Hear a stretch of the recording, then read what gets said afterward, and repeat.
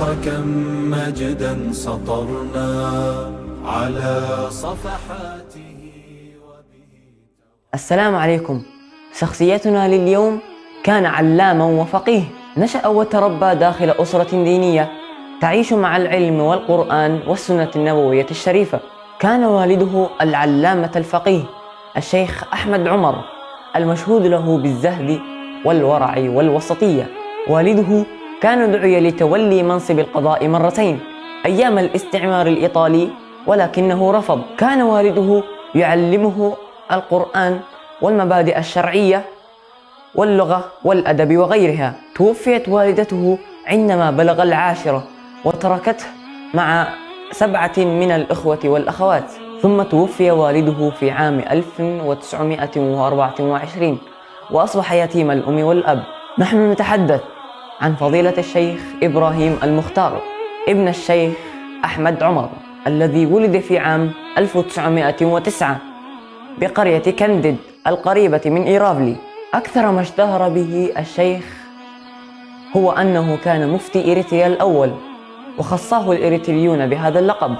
غادر بلادنا بعد وفاة والده مباشرة، وتوجه نحو السودان برا. أقام قليلا في كسلة، ثم انتقل بعدها إلى مدينة درمان حيث بدأ دراسته.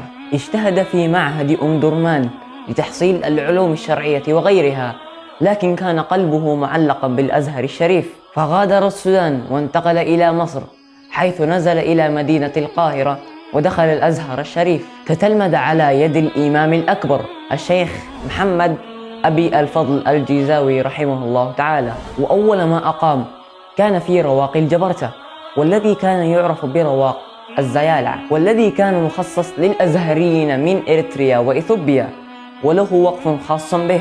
وفي أثناء دراسته جاءه مرض شديد فجعله يتوقف عن الدراسة، حتى أنه اضطر أن يغادر مصر عائدا إلى إريتريا طلبا للعلاج، حيث تعالج بطب أهل البادية وأصبح في أتم الصحة والعافية. وقرر العودة إلى الأزهر الشريف رغم محاولات الناس وطلباتهم له بالبقاء. نال خلال دراسته بالأزهر الشريف أعلى الشهادات، وتخصص بالفقه والأصول. ورغم دراسته في الأزهر إلا أنه كان يعمل أيضا، حيث عمل في التدريس الأهلي الحر، وعمل في المحاكم الشرعية وغيرها من الأعمال، بالإضافة إلى كتابة العديد من الكتب والمقالات، حيث طبعت كلها في مصر. ومن الكتب التي قام بتأليفها كتاب هدية المستفيد في حكم صلاة الجمعة مع العيد. ونتيجة للحياة الحافلة بالاجتهاد عاوده المرض مجددا، فقرر العودة إلى إريتريا، حيث أنه منع من الكتابة وبذل أي مجهود. وبينما هو في المشفى جاءه خبر تعيينه رئيسا للمحكمة الشرعية العليا بأسمرة، وكانت الترشيحات من أعيان البلد في إريتريا، فوافق بعد تردد وضغوطات. كان فراق الأزهر على الشيخ إبراهيم المختار مؤلمة، لأنه أمضى في مصر 15 عاما في تحصيل العلم والدراسة، حتى أنه أنشد في حب الأزهر شعرا يقول في بعضه: ليت لي عود بلثم ترابه وعمر في ساحاته مختوم. ورغم كل هذا الحنين إلا أنه لم يرجع للأزهر الشريف بسبب انشغاله بالإفتاء والقضاء. انخرط سماحة الشيخ إبراهيم المختار بالحياة العامة بمجرد وصوله، وكان لديه مشروع إصلاحي متكامل، حيث تقلد عددا من المناصب، فكان قاضي قضاة إريتريا، ومفتي الديار الإريترية، ورئيس كافة أوقاف إريتريا، وأيضا رئيس جبهة العلماء الإريترية.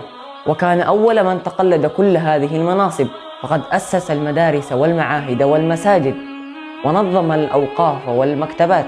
فقد كان صامدا صابرا في الحق ومدافعا عنه رغم صعوبة عصره.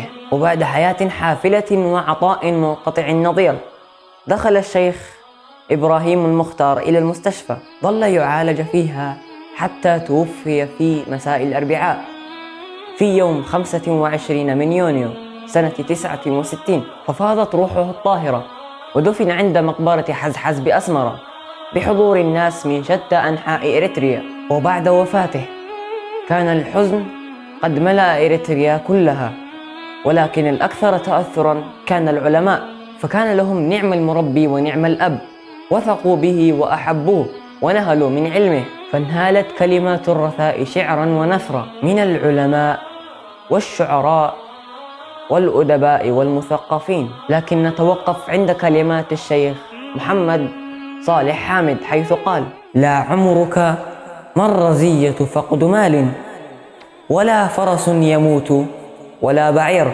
ولكن الرزية فقد حر يموت بموته خلق كثير. التاريخ كم مجدا سطرنا على صفحات